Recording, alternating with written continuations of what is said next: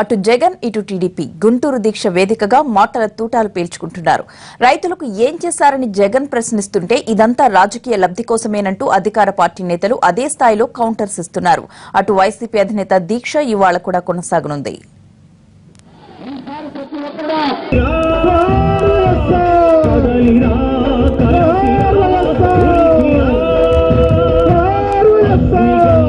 రైతులకు గిట్టుబాటు ధర రాని తరుణంలో మరోసారి ఏపీలో ధరల స్థిరీకరణ అంశం తెరపైకొచ్చింది.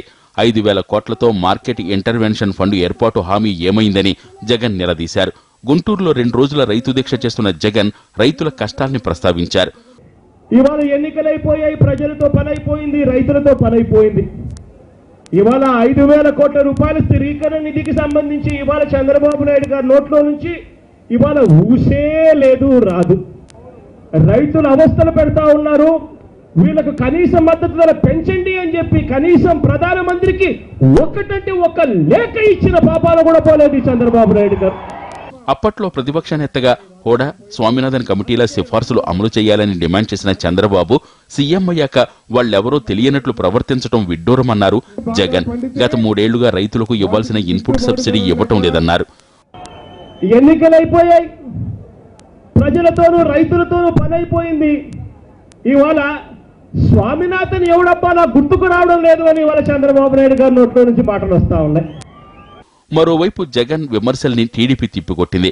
ఆయన ఎందుకు దీక్ష చేస్తున్నారో అర్థం కావటం లేదన్నారు. మంత్రులు నారాయణ, ప్రత్తిపాటి, సోమిరెడ్డి భారీగా రెవెన్యూ లోటు ఉన్నా సంక్షేమ పథకాలకు కోత పెట్టకుండా చంద్రబాబు రాష్ట్రాన్ని నడిపిస్తున్నారని చెప్పారు. దేశంలో ఎవ్వరూ చేయని విధంగా రైతు రుణమాఫీని చేసిన ఏకైక వ్యక్తి చంద్రబాబు అని గుర్తు చేశారు. ఈ ప్రభుత్వం మీద భారం పడిందంటే గత పాలకులు వాళ్ళు సక్రమంగా రైతులు పట్టించుకోవాలా, వాళ్ళ అవసరాలను గమనించాలా, వాళ్ళకి ఏం చేయాలో చేయలే. అందువల్లనే ఆ బట్టన్ అంతా వచ్చి ఇప్పుడు తెలుగుదేశం మీద పడింది. అయినా ముఖ్యమంత్రి గారు ఎటువంటి ఇది లేకుండా ఈరోజు రైతులకు ఫస్ట్ 24,500 కోట్లు ఇచ్చేస్తాం అని యాక్సెప్ట్ చేశారు. ఈనాడు రైతు దీక్ష చేసేటువంటి నైతిక అర్హత లేదు. పార్టీ ఉనికి కోసం కొంగ జపం చేస్తా ఉన్నాడు గుంటూరు వచ్చి 2 రోజులు. ఎందుకంటే ఈరోజు మంచి జరగడం ఇష్టమైనటువంటి జగన్మోహన్ రెడ్డి 16-17 సంబంధించి రైతుల ఇన్పుట్ సబ్సిడీ ఎగనామని మాట్లాడుతూ ఉన్నాడు. అంటే ఆయన మనసులో మాట చెప్పాడు. ఎందుకంటే ఎగనామం పెట్టాలనేది ఆయన కోరిక. గుంటూరు మిర్చి మార్కెట్కు దగ్గరలో కూర్చొని ఆయన నిరాహార దీక్ష చేసి ధర్నా చేయటంలో ఉద్దేశం ఏమిటి అని అడుగుతున్నాను.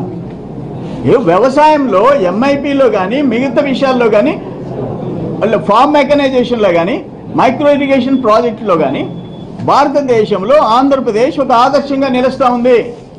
ఓవైపు తెలంగాణలో మిర్చి మంటలు పొలిటికల్ గా హీటు పుట్టిస్తుండగా అదే సమయంలో ఏపీలో జగన్ రైతు దీక్షకు దిగడం వ్యూహాత్మకమని భావిస్తున్నారు.